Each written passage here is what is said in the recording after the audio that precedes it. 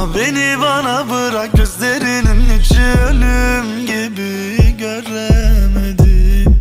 Nasıl olabilir bir ateşin ortasında yanar gibi ölemedim.